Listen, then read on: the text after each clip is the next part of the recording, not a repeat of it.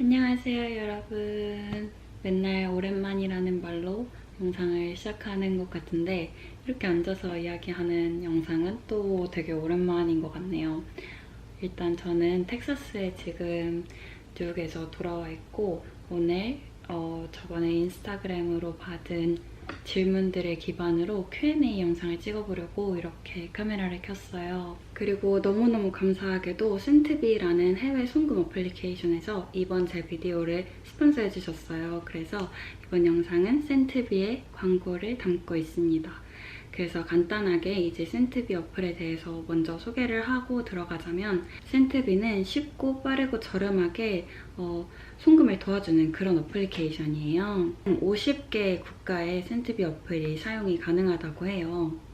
사실 저는 한국 계좌도 사용하고 미국 계좌도 사용하는 입장에서 송금하는 부분에 대해서 되게 복잡하고 어렵고 시간이 오래 걸리거나 수수료가 많이 나왔던 그런 기억이 있는데 센트비 어플은 이런 것들을 조금 도와주는 그런 어플리케이션이에요. 일단 제가 센트비를 사용을 해봤는데 제가 느꼈던 장점은 굉장히 빠른 시간으로 송금을 보낼 수 있고요.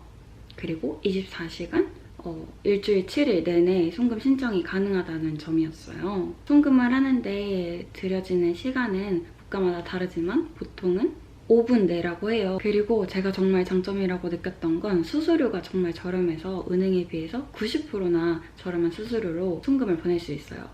송금을 할 때 금액이 커지면 커질수록 거기에 붙는 수수료가 커지기 때문에 부담이 되는 경우도 많았는데 센트비 어플은 수수료를 절약할 수 있다는 게 큰 장점이고 무려 첫 송금 수수료는 무료여서 첫 송금을 이용하실 때는 무료로 송금을 이용해 보실 수 있어요. 현재 50만 명 이상이 센트비라는 어플리케이션을 이용하고 있고 지금 한국에서 가장 오랜 기간 동안 해외 송금을 도와주는 그런 서비스라고 해요. 그러니까 조금 더 신뢰가 갈 수 있겠죠. 그리고 센트비는 한국과 싱가포르에서 라이센스를 취득한 그런 회사이기 때문에 안정성도 인정받은 회사라고 합니다. 그리고 2022년 상반기부터는 미국에서 한국으로 송금하는 서비스도 편리해진다고 해요. 사실 저는 친구들이랑 한국에 놀러 갔을 때 같이 여행을 가기로 한 그런 비용을 모을 때 송금을 하는 부분에서 되게 어려운 점이 많아서 항상 언니한테 부탁을 하거나 이렇게 좀 복잡하게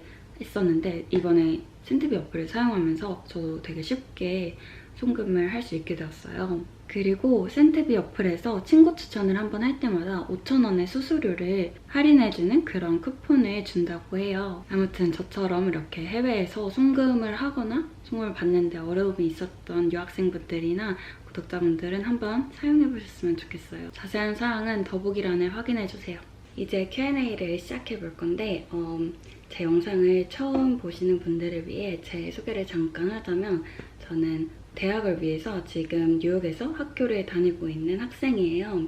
제가 인스타그램으로 받은 질문들을 보고 이제 질문에 대한 답변을 해볼 건데 혹시 알바 하시나요? 였는데 저는 지금 일단 알바는 안 하고 있어요.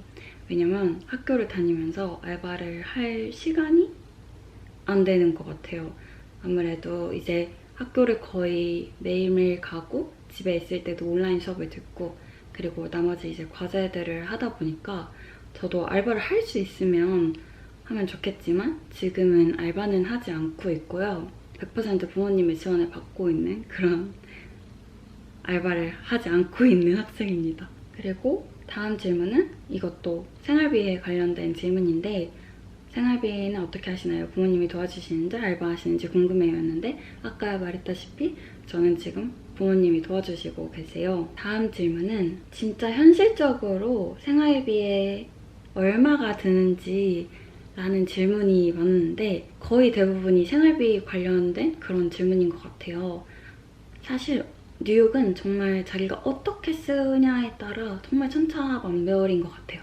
제가 뉴욕에 가기 전에 뉴욕 생활비에 대해서 유튜브에 서치를 많이 해봤는데 보통은 집값을 제외하고 2,000불?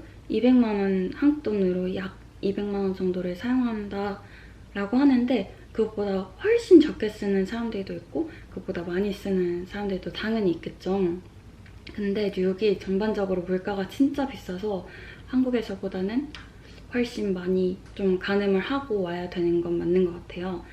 저는 원래 텍사스에 살았는데 텍사스보다도 물가가 훨씬 비싸요, 정말. 그리고 주변에 CC로 편입하는 루트로 대학을 가신 분들이 있는지 궁금해요 라는 질문이 있었는데 아직까지 뉴욕에 있는 친구들 중에서 커뮤니티 컬리지를 다니고 대학으로 편입을 하신 분들은 아직은 못 봤어요. 왜냐면 제가 아직 1학년이기도 하고 1학년은 트랜스퍼 스튜던트가 아직 없어가지고. 근데 제가 살았던 텍사스에서는 커뮤니티 컬리지에서 종합대학으로 편입하는 게 굉장히 너무 그냥 당연하게 있는 일이고, 아무래도 커뮤니티 컬리지에서 코어 코스를 듣고 이제 대학교에 가서 메이저 과목을 더 집중적으로 배우면 2년 동안 커뮤니티 컬리지에서 듣는 2년 동안은 굉장히 많은 학비를 세이브할 수 있고 또 생활비도 세이브할 수 있는 거기 때문에, 그리고 결국에는 졸업장은 똑같잖아요. 그래서 되게 똑똑하고 합리적인 방법이라고 저는 생각을 해요. 그리고 다음 질문은 영어 회화 팁 같은 게 있을까요? 였는데 진짜 꼭 해주고 싶은 말은 무조건 상황에 부딪혀 봐야 되는 것 같아요. 제가 문제를 영어로 해결을 해야 되거나 이런 일들이 많이 없었는데 혼자 이제 뉴욕에 살게 되면서 집에 문제가 있으면 제가 연락을 해야 되고 또 뭐 어디에 문제가 있으면 제가 가서 해야 되고 이렇게 어쩔 수 없는 상황에 계속 노출되고 그걸 혼자 해결하고 하다 보니까 확실히 텍사스에 있을 때보다는 많이 늘었다는 게 좀 느껴지는 것 같아요. 저는 특히 유튜브를 보면서 영어 공부를 되게 많이 했어요. 제가 평상시에 이렇게 브이로그 보는 것도 좋아하고 이렇게 찍는 것도 좋아하는데, 그렇다 보니까 제 또래 미국 유튜버들 보는 게 되게 전 재밌더라고요. 그리고 표현들이 아무래도 일상생활에서 쓰는 표현이다 보니까 그거를 제가 실생활에서 이제 대입해 보기도 쉽고 또 확실히 캐주얼하게 좀 영어를 배우는 그런 느낌이 있었어요. 그래서 저는 유튜브를 보면서 영어 공부를 하는 걸 정말 추천드려요.